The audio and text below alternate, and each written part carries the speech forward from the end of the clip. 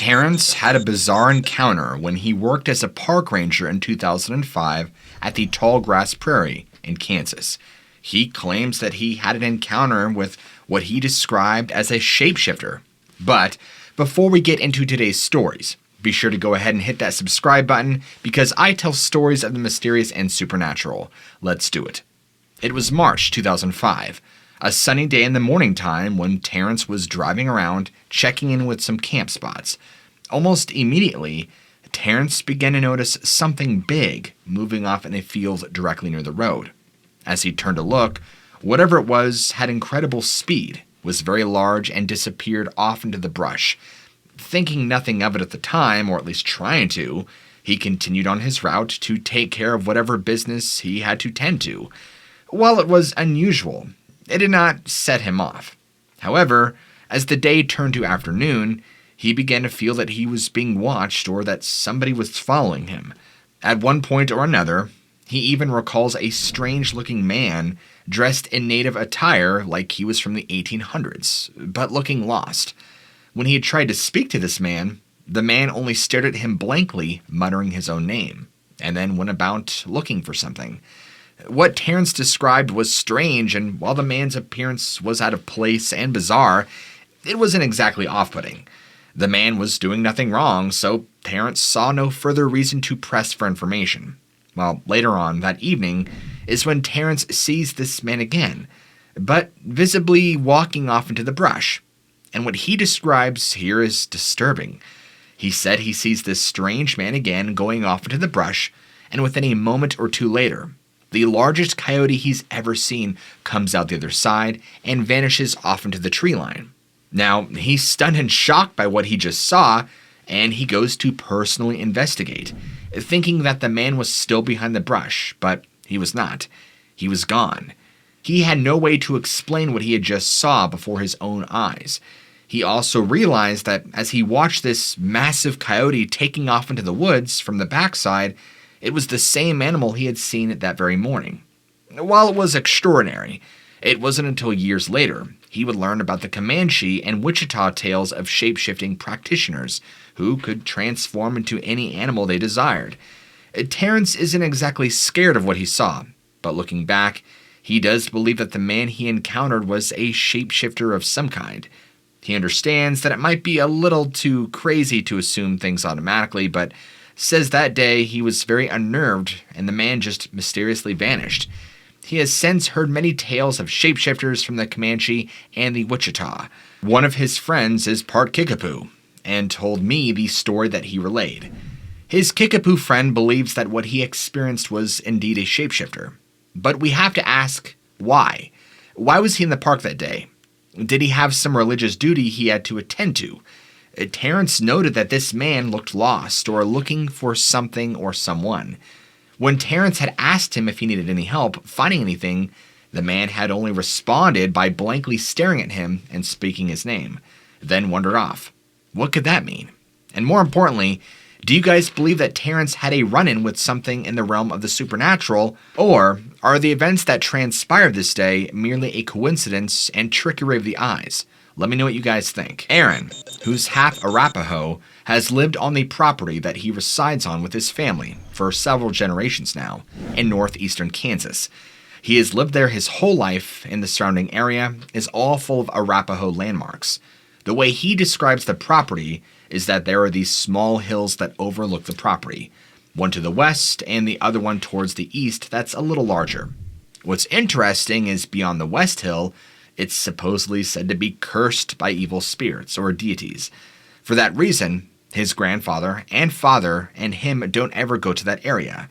It's just dense woods, but even as a child, Aaron was never allowed to play over in those woods. Eric can recall vividly when he was a child. He had gone out there to play in those woods and accidentally went a little too far one day. Well, nothing ever happened to him then. His father, who would find him, scolded him relentlessly. Aaron was exploring the woods and somehow wandered into that territory up on the hill. His father had been chopping firewood nearby and saw that he was in there and began screaming at him to get out. He and his grandfather had warned him severely of the dangers lurking in that section of the woods. claiming that the entities, they do not understand. Anyone in their territory, they will devour. Aaron claimed that for many years, he never understood why his father and grandfather were always so terrified of this particular section of forest, until he had an experience of his very own. For many years, his family had passed on stories and tales of all sorts, many of which would not relate to me because of time constraints. But one was a creature believed to be what we call the dogman, a bipedal humanoid wolf creature. Now, his story begins when he was in his early 20s and felt brave enough to venture off into the woods one day, the exact section that he had been warned not to go into. Now, I'm not exactly sure where his father or grandfather were on this day to prevent him from doing so, but he did not detail that. It sounds like he was more curiosity-driven, wanting to explore, ignoring the dangers and warnings of his family. As he ventured about 100 yards, immediately, he began to notice the woods around him going silent. And that's when he noted feeling like he was being watched. However, he ignored his gut instincts and considered that his father, and his grandfather had just been paranoid. He admits in hindsight that he was very stubborn and the decision was stupid.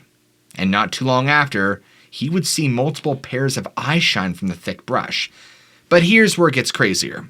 The eye shine was about 8 feet off the ground, and there were multiple sets watching him. This was right around a larger clearing that kind of sloped down slightly and also appeared to be full of many bones.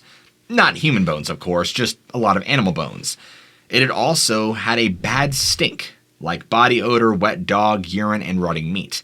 And that odor was more potent the closer you got to the ground. Aaron believed that he had found the bedding down spot, or at least some sort of outside den. If he had to estimate, the area was no bigger than 15 by 15 at most. But you could tell by the grass that something of significant size had been bedding down here, amidst all the bones and stink. The eye shine portion of the story would come while he was in the area. Starting to get scared now, he began to perform a cleansing ritual of cedar and sage, so whatever was out here, if it was an evil spirit, could not follow him or affect him. And as soon as he began doing this and quietly praying, the woods around him erupted in a swarm of roars and growling. He could hear heavy tree branches and limbs being torn and ripped all around him.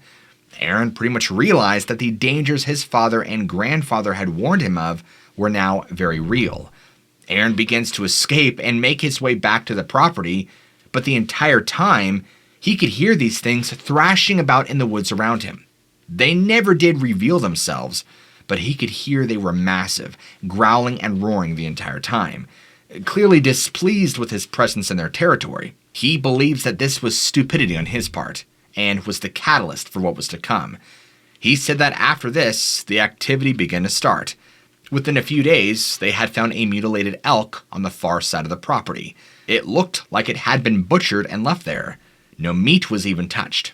He and his father got the impression it was a warning kill, a kill meant to invoke fear in those who saw it. Aaron reiterated that these beings he provoked are extremely intelligent and seem to possess abilities far superior to ours.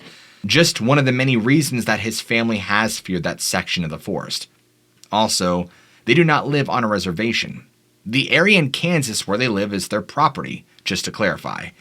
Within the following few days, livestock began to disappear in large numbers. Chickens would just vanish overnight. Goats gone. They would find weird scratchings on their house about 7 feet off the ground, and the same lingering stink of wet dog and urine would often accompany it, and you could smell it from random parts of the property too, knowing sooner or later that his grandfather and father would find out and make the connection of what he did, that somebody had to draw these things in. And eventually, Aaron confessed after feeling guilty and was pretty much verbally berated, rightfully so, for doing something so dumb.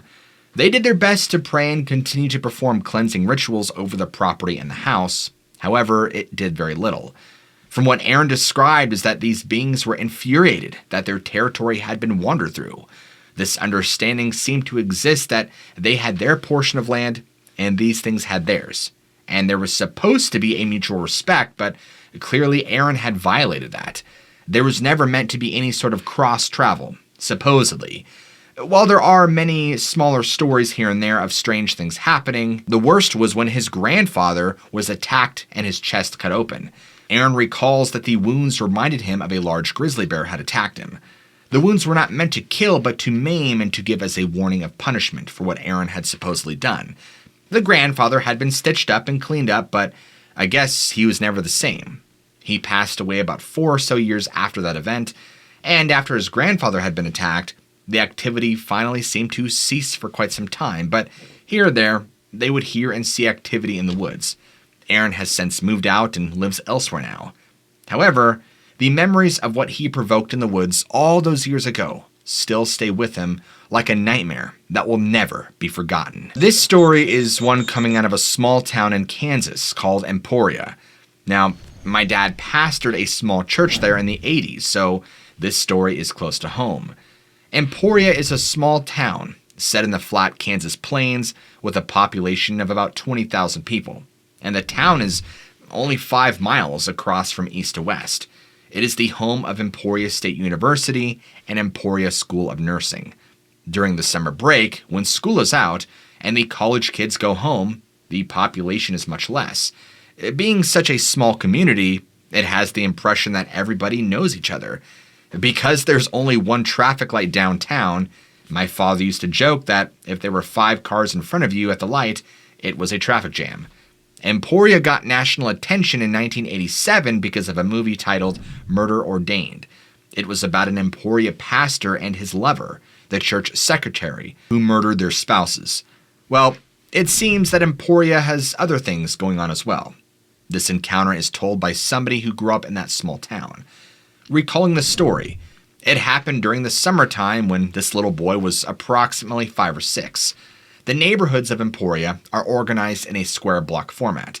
Because the town is so flat and there are no hills in the surrounding area, it is possible to see at least 10 blocks in any direction simply by looking down the street. He describes his house as having a long driveway that returned to the alley. Emporia has alleys that run the length of each street behind the houses, where people would place their garbage cans for the garbage truck to pick up the trash. There was a small white picket fence right up against the alley enclosing a sandbox and a small swing set in the backyard. As the story goes, it was about mid-afternoon on a sweltering summer day. After eating his lunch, his mother had him go outside to play, and while her young son was out playing in the sandbox, she went to lie in the coolest part of the house, the back bedroom. This is where the window faced the sandbox so she could keep an eye on him for the time being. While he was playing, someone silently snuck up on him from the alley and cast a shadow over him.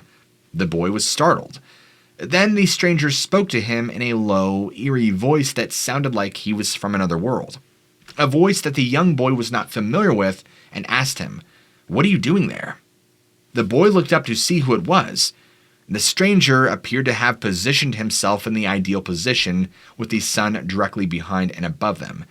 It was difficult to make out the details of said person. They were just a blur. The young boy tried to improve his vision by squinting his eyes, but despite his efforts, he could not recognize the stranger. The boy then noticed the light outside appeared to be changing as if it were taking on a silvery hue.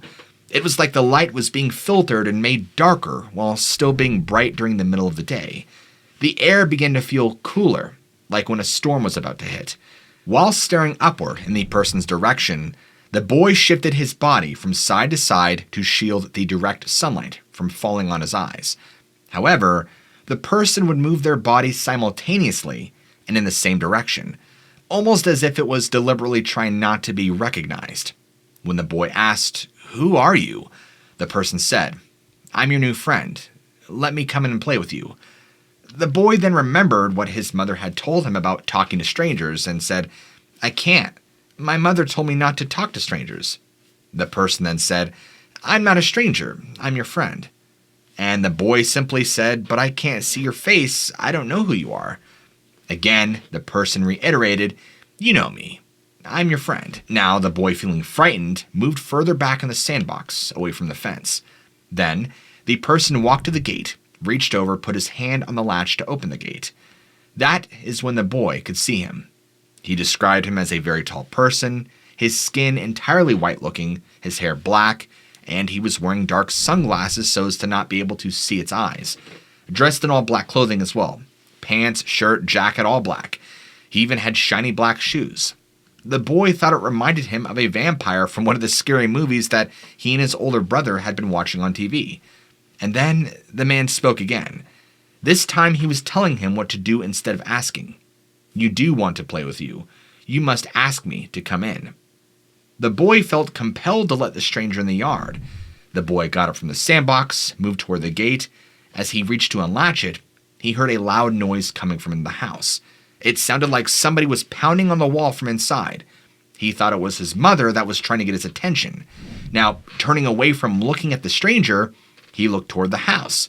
The bedroom where his mother had been laying down, and a window. He expected to see her looking out, but she was not at the window. Then, he thought that she was about to come out at any moment and punish him for talking to strangers. But she did not come out. So, he turned his head back to look at the stranger, thinking by this time that he must already be in the yard. However, the stranger was no longer there. The boy now felt puzzled. He knew the stranger had just been standing right there, and he even said aloud, "Where did he go?" It was right at that moment when it got eerily quiet. The boy no longer heard the birds chirping or any other noises coming from the neighborhood. And once the stranger had left, the haziness surrounding the boy was gone too, and the sun began to shine again. Yet still there was no sound. After getting over his initial unease, he began to think about how the stranger could have left so quickly. Then he walked to the alley gate, pausing for a second before opening it. He stepped out a few feet into the alley, looking to see where the stranger had gone, but he could not see anyone. Then he heard a sound that got his attention. Turning to look at what was making the noise, he sees this enormous black German shepherd just a few feet away.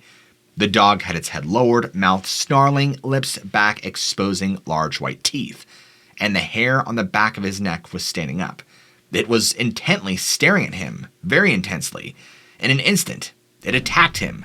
The dog sunk its teeth into his right thigh and then began to aggressively shake. The dog easily outweighed him by at least 40 pounds, causing him to lose his balance, falling. Immediately, the dog released and clamped the jaws around the neck, biting deeply with sharp fangs. The boy was so petrified and filled full of anxiety, he couldn't breathe either, and it was too difficult to cry out. The area of the brain responsible for controlling the fight or flight response must have become active at that point. The boy could free himself from the hold that this beast had on his neck thanks to the adrenaline that was now flowing through him, and he quickly stood up. For a second, he thought he would be safe if he could only get back to his yard and close the gate. As he moved towards the gate, each step became a struggle as the dog kept biting at him, and his buttocks, his thighs, anything, and he fell to the ground repeatedly. Each time the dog kept attempting to sink its teeth again into the back of him, with every bite leaving a wound, tearing at his clothes. It got to the point to where his vision was blurring, and once again, it had managed to mount him and clamp down yet again. And this time, with such force, he was afraid his neck would snap, and it kept shaking him like a rag doll from side to side, and he felt like he was about to pass out, becoming increasingly weak and short of breath. The next thing he remembered was hearing a tremendous thump from above, and then he fell to the ground, landing on his stomach. The dog released its grip, barely seeing through eyes filled with tears. He looked up. There was a teenage girl standing face to face, swinging a long, thick tree branch resembling a baseball bat back and forth. Each time the dog had tried to charge her, she brought that branch down hard, whacking it. The dog runs off, running down the alley. Even though it was difficult to breathe, the boy was able to lift himself off the ground and stand up. The teenage girl stepped over him and placed her hand on his shoulder at that moment, looked directly into his eyes before performing a quick check of his body from head to toe, asking, "Are you all right?" Then, pointing toward his house, she told him, "Go to your mother." Just as strangely as she had appeared, she was gone. He hadn't seen her go back down the alley. She wasn't there anymore. A peculiar calming feeling swept over him. So he stumbled the gate leading into the backyard and latched it behind him. Walking into the house through the back door, walked into the kitchen. His mother was there, making a glass of iced tea. When she turned around and saw him, she shrieked and instantly dropped her glass, which shattered. He just stood there, his clothes torn to shreds with dirt and blood covering him all over. His arms and legs too were covered. His mother immediately ran over to the phone, calling 911, then dashing into the bathroom in a hurry to grab her first aid kit and some wet washed clothes. Returning to the kitchen, she dropped to her knees and began to wipe away the dirt and all the blood. And she kept asking him what happened, but he was unable to speak because his mouth was so dry and full of dirt. Realizing this, she went to the sink and got him a glass of water. As he was drinking the water, trying to clear out any of the dirt in his mouth, there was a loud knocking at the front door. The paramedics did not wait for an answer. They entered the home, seeing his condition. The two men immediately crouched down next to him. They wasted no time getting to work, first ensuring that he had no life-threatening bleeding. One paramedic checked his heart with a stethoscope, while the other opened a medical supplies bag, pulling out bandages and gauze. Again, his mother had asked, "What happened to you?" And after drinking several gulps of water, he was finally able to tell them that a dog had attacked. The older paramedic asked, "What does the dog look like?" All the boy could say was big and black. The paramedic nodded, looked at his mom, and nodded again. Several other kids talked about a dog playing in their backyard, and that a policeman had shot the dog apparently, and that it was being checked for rabies. As they were preparing to transport him to the hospital, he remembers one of the paramedics telling his mother that the dog had been checked and he did not have to get rabies shots. He was given a thorough examination of the hospital, x-rays were taken to ensure that none of his bones had broken, and after that, the nurses cleaned him up, and both the doctors and nurses were shocked when he told them about the vicious dog attack. A police investigation into the matter concluded that no teenage girl lived in the area. Whoever she was, wherever she came from, and even where she went is a mystery. A guardian angel, perhaps. It was not all that many years later when he tried to explain to a girlfriend why he had such a severe fear of dogs growing up, that he recalled the unknown person who had appeared just before the assaults, even until this day. He doesn't know who or what he or it was, but the dog seemed to manifest the stranger's rage. But if there is one thing I know for certain, it is that on that bright and sunny day, his guardian angel appeared as a young woman just in time to save his life. Remembering her and her brave act of kindness, he is no longer afraid of dogs. This angel did visit him again since then, but that is a story for another day. He now believes that what had happened to him that day is just proof that it was not his time to go, and that the man he initially met was actually the demon disguising itself, and would later manifest as this dog attacking him. What do you think? I would love to know your guys' thoughts and opinions on today's stories. Also, if you enjoyed today's stories, be sure to go ahead and smack that like button. And if you're new to the channel, hit that big old red subscribe button and keep your notifications turned on because I release storytelling of the mysterious and supernatural. As always, guys, I love you all. Keep an open mind, and I'll catch you all in the next video.